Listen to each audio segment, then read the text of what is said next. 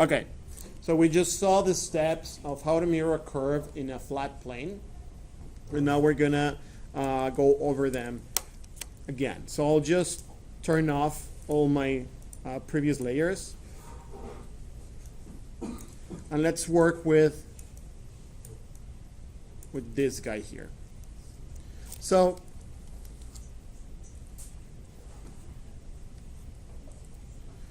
the first question is, okay, so I have, okay, the first question is this side equal to that side? Ideally, yes, right? Because we did that corner to corner to find that center, and we found that symmetry line. Okay, now I need to make this curve exist on that curve. And yeah, by eye, this is like a flat point, so I could just like quickly eyeball that and say, yeah, it will look something like that. So that's not that much of a problem in a flat view. But in a perspective, the story is a little bit different. Okay, so we need to learn how to do it in flat first. So let's see the concept. I'm interested in knowing where this point is on this side, right? Because that's touching my bounding box. Where that point is on the other side, because that's touching my bounding box as well, and here, right? So I call that limits, like what's the end and the beginning of my things. So this point is pretty easy. I'll just project a line. I know that's my point, right? These ones are not necessarily that difficult. I could just kind of like project this going through the middle and then going up. So you guys know how to do this. And I'll have that point there, and then I'll do the same thing with this, which will be that point going through the middle.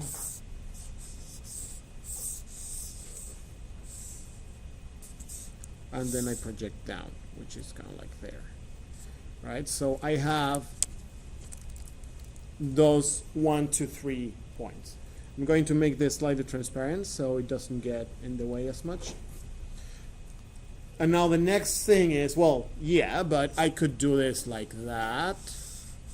I could do this like that. And it's going to give me trouble to find exactly where that other point is. Again, in a flat plane, it's not that difficult, but when we're going to perspective, it may be problematic. So we're going to use something called the diagonal technique, okay? And that means that any line that I send from any point in this symmetry line to my edges is going to create a diagonal like this, for example, right?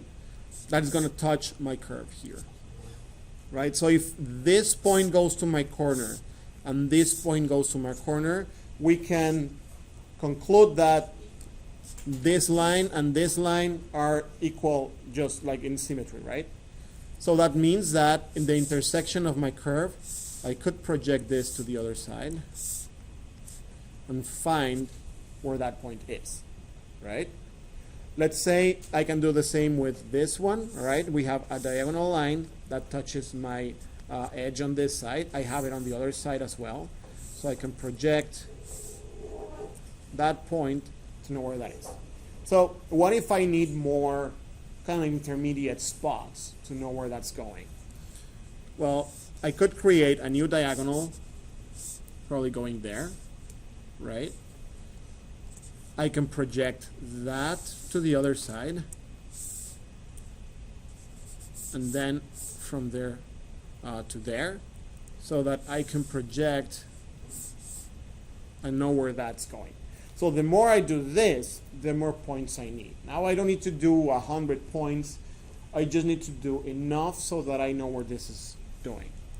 So once I have enough information, I can say, okay, so my final line is going to go probably from there to there, and then from there to there to there, right? And I should have an equal line. So probably here I could use a couple more points to get it exactly right, right? So just like kind of a matter of kind of trying to do that. Also, I did like gigantic points, which is also not very good because it gives me a lot of tolerance, but that's how we would kind of like reflect that. So reviewing, so it's going to be that original line, finding the limits where it touches my bounding box, using the diagonal technique to find points, and plotting the other curve. All right? So now let's see how this works in perspective.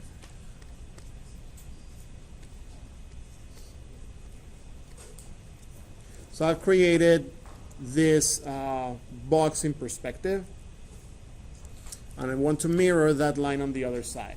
So the first thing is to find where it starts and it ends. If I want to be super precise in that, then I would send this to my kind of like middle point, and then bring this up, right? If I want to do it by eye, I just need to make sure that this distance needs to be the same in that distance, but that's in the perspective, so it's going to start getting smaller the farther it goes.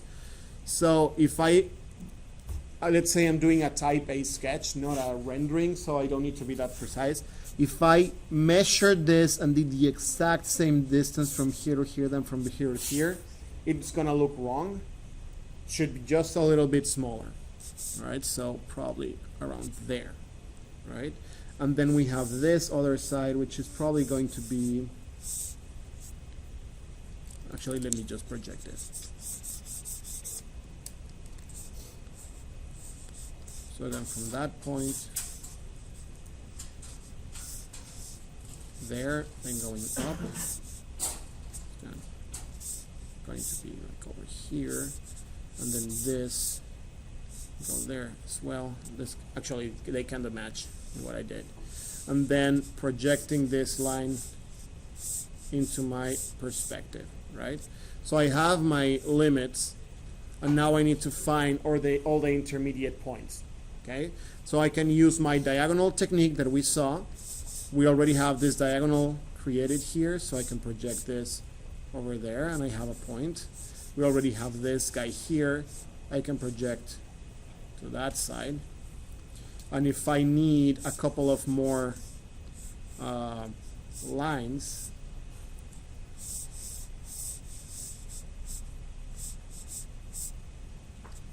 I can start finding where those are, so that I can then add my curving perspective. Right? So it looks a little bit different. I can probably do it better. And then again, those points are kind of a guide. If it looks completely wrong, you may have had a little bit of a problem there. So you can do an educated guess and correct when you drop that line, and that's fine. Okay? Any questions so far? No? So again, it is getting that plane and the original line, finding where it starts and ends, creating the intermediate points, and then dropping that line. Cool? Want to do it one more time? Yes. Cool. All right, so same thing here. We would need to project where that those limits. So this one is easy, right? That's going to be here. Then we need to find this guy here, which I could project to this side, then project out. And I can do the same with this guy here, which are going to be almost like the same as well. Okay, so before I continue, I can already say that there is something wrong with this. What is it? This line is not converging with my perspective. How do I know that? Is this distance like different than this? It's either the same or even slightly bigger, right? And that can't happen because we're talking about perspective, and what is farther than me should be converging. So maybe I correct it a little bit there. Okay, so I have those 3 points. I have that diagonal that I can use to find where that goes. So I need to be careful with that. I have that diagonal as well. If I wanted to get kind of like an intermediate point, I can get that. So that, oops, wait. So from here to there, from here to there, and then from there to where it touches. Just get enough points so that I can, so for example, this has the same issue. This probably would be around there. So that once I create my curve. So like I said, I can kind of correct a little bit by eye, but I have enough information to do that. So it's basically the same process, which is going to be finding the limits of where this goes, projecting to find those intermediate points, and then mirroring that curve. All right, so let's go and practice this. You're going to practice this 3 times, and then we're going to switch to doing this in 3D.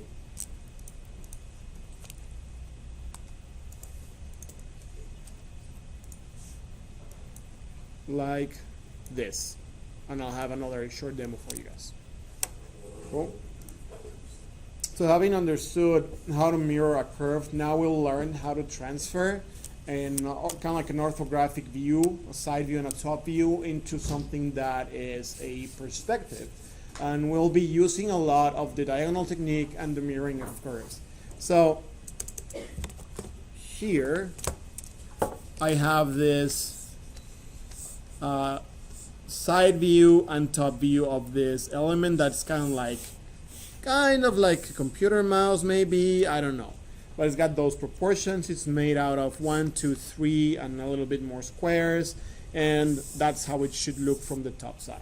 Okay, so I'll create a set of 2 planes where I can place those lines. Let's see how we construct that real quick. Wait.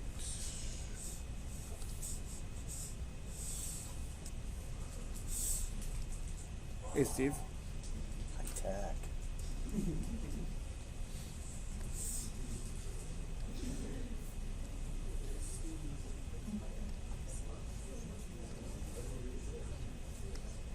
So let's see how we would build this. Okay, so we have that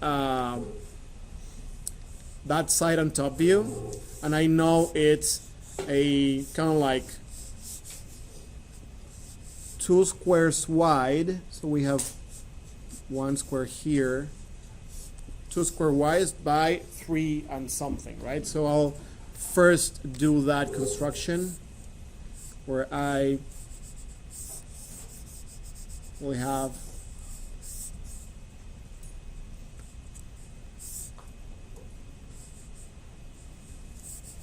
like those are my 2 squares. Probably I would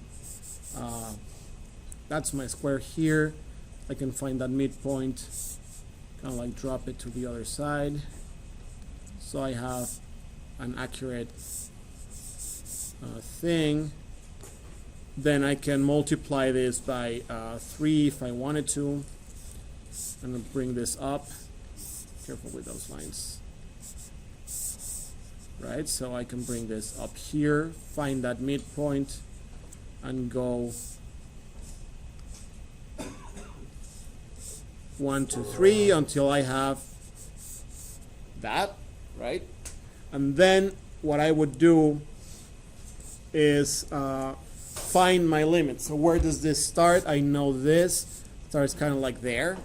I know my highest point is here in my second square, and I know the longest point is kind of there. So I can draw kind of like my point. So all those warm-up exercises of drawing like curves touching points, they're for this exactly, right? So now at the top I have this point. I know that point will touch kind of like in the same point because here it's doing that, right? And I know that that point and that point kind of like belong together, so that's my widest point. and I will draw my curve there. Right? So that's my first step. But now it's, Do you need like measuring there or anything? You're just kinda I accelerate a little bit for the sake of time. But no measuring here. I'm just looking at where this starts, where it touches my bounding box, right? So I'm calculating that distance kind of corresponds to that, right? Right? And then here, and then there, and same thing for the other side, right? I just need to make sure that my proportion from my ortho view corresponds with my proportion on the perspective. Okay, is that clear for everybody? Okay, so that will take me to that spot, right? Where I've created that 1, 2, 3, and a little bit more by 2 construction. And I have drawn my original curves. So the first question is, how do I mirror this to the other side? And by now you guys are experts in this, right? So what we do is find those limits, where that curve starts, where that curve ends. We use the diagonal tool to find intermediate points, and we mirror it to know where that is on the other side, okay? And now, if we were to mix these two lines, we're gonna get a projection. And I think you do that in Alias, it's called like getting a gen curve, like a 3D curve from two 2D curves. And what we'll do is we are going to start projecting points horizontally from that line and vertically from that line, and we're going to start finding where that goes. I'll show you real quick how that is.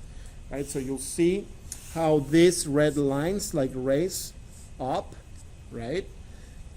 Then from the front, it'll connect, right? Same thing here at the back.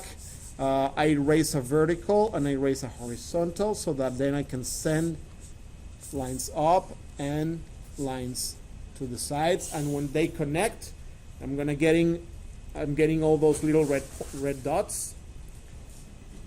And when I join all those little red dots, I get a single curvature surface, right?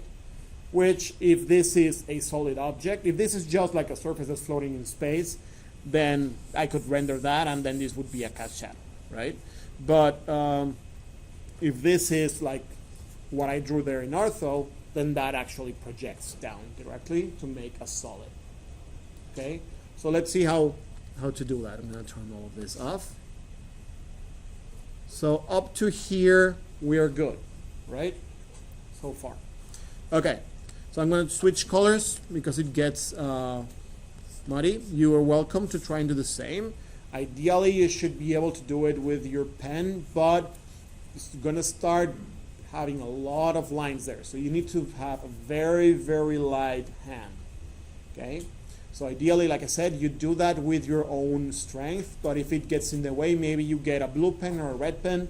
It's kind of like do this process so you don't get that mixed up, okay? So I'm going to start. Usually, I like to start in the back, because if I start in the front, all the line work that I do here is going to get on top of the other one, it gets difficult. So I'm going to start from the back. I'm going to start with my ending. So I have this 3 points. These points from the bottom view, I'm going to project up. And then these buttons, so this dot here, I'm going to project into a perspective. And it's going to give me those 2 points, right? Then I'll choose another point to find an intermediate. Let's say that I already have this intersection, and I already have this from a previous diagonal technique application. So I can use that probably to know where this goes here. Then I can raise what these two are doing, and I can then connect to those points, right? There we go. The next one, probably here. I can do this as much as I can and just get more points to describe that surface. Sometimes I can get away with just doing a couple of them or 3. Sometimes I'll need more. In this case, let's just thank you, keyboard. Okay, so I'm gonna project this. I'm gonna project that as well to find these points. I'm gonna erase this. I'm gonna erase that. Right? Probably I am interested in knowing where it touches my bounding box, and I think when I drew this, probably this should have been my tallest point. But in this case, I'll just kind of like that edge. Vertical. Oops. Vertical. And I do that until I get to the front.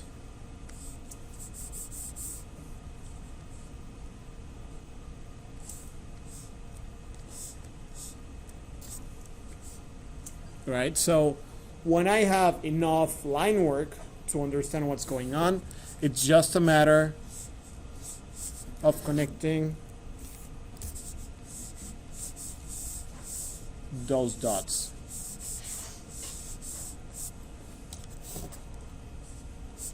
So I know this is going to come up and do that. So look how different those two lines look.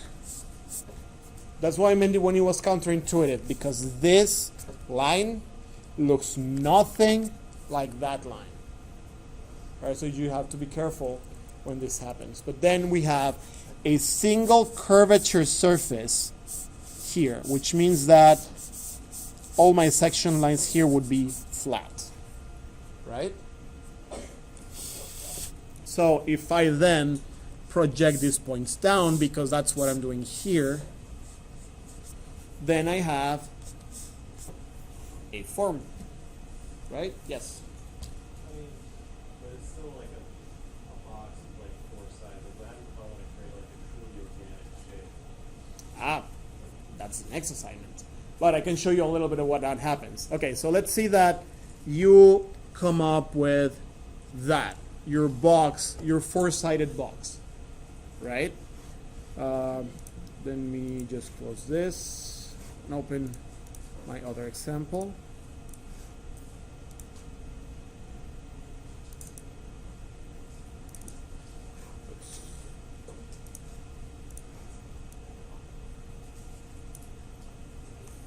So in this case, it still is, like you say, it's still a 4-sided box. It's just cut in 2 directions, right?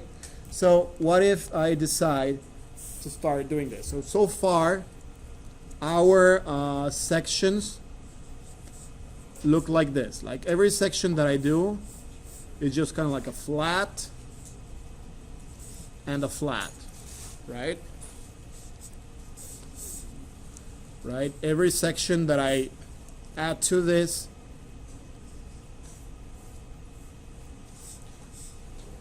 is the same.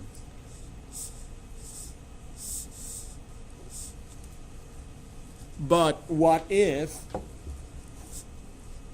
I started, let me just draw some more sections. Like my section lines look just flat. What if I decided that this section would look like that instead of a flat, right? Then I would project this to understand how this looks here on the other side, right? Then I can have a transition from that form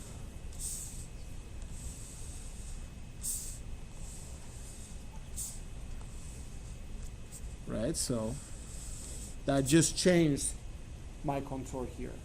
And if I learn how to mirror this section on that side,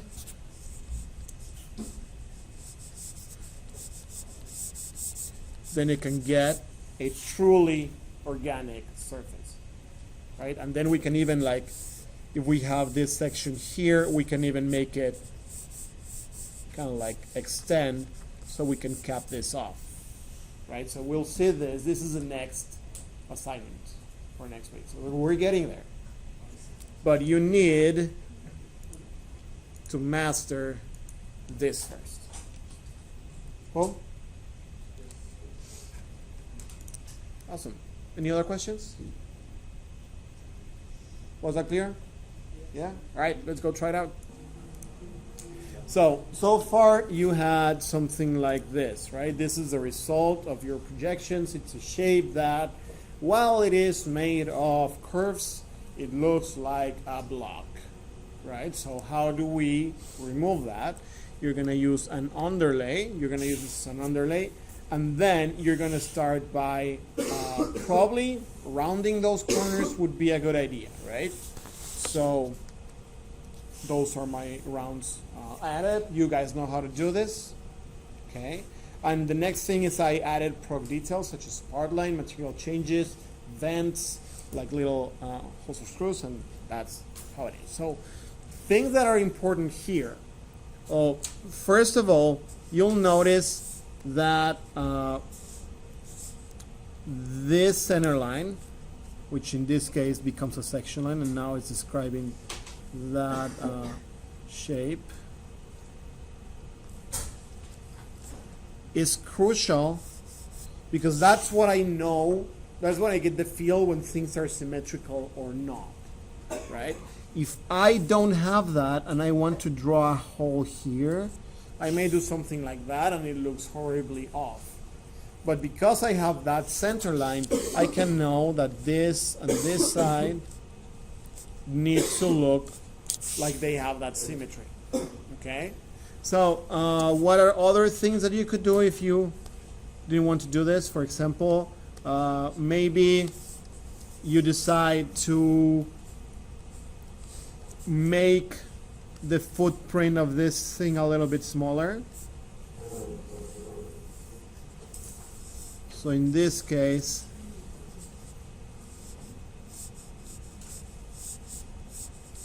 I can probably just bring this in a little bit.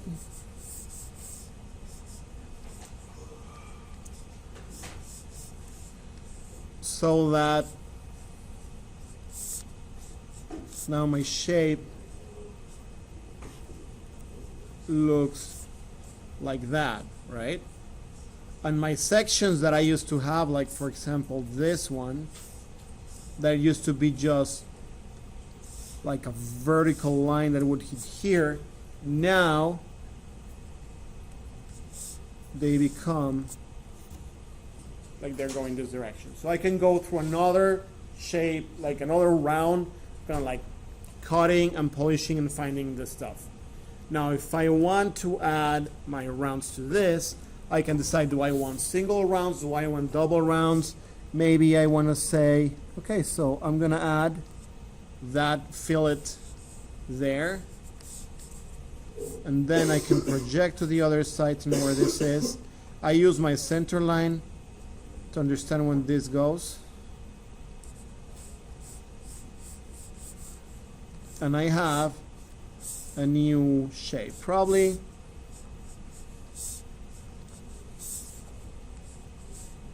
I'm going to round this as well. I'm going to round that as well.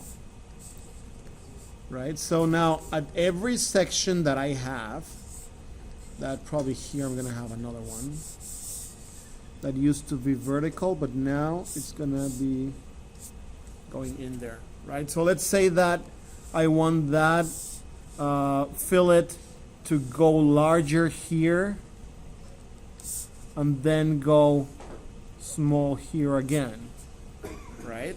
So I can understand how that will happen on the other side, and for that I need to understand where that other kind of like side of the section is. So I can project this, kind of like use that center line to understand where the other one goes. I know where that was. It's probably a little bit exaggerated. And then over here, I just want this little thing. So once I join those tangents, you'll notice how much material we lost.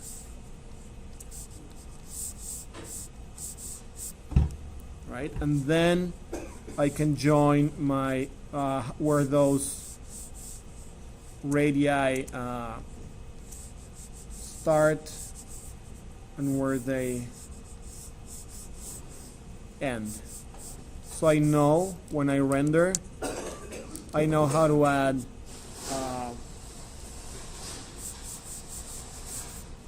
my highlights, right? Then maybe this remains constant. I can join. So this is in case you want to do a little bit more from development. And this is still a single curvature object. And I'll always kind of like go back and draw my section line. So to this I can say, okay, now I want to have kind of like that part line. Maybe my sections change a little bit, right?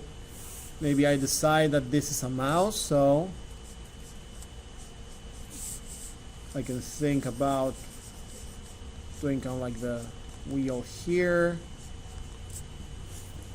and so on, right? So you just make this into something that looks like a product, and then you clean it up. So rounds and details,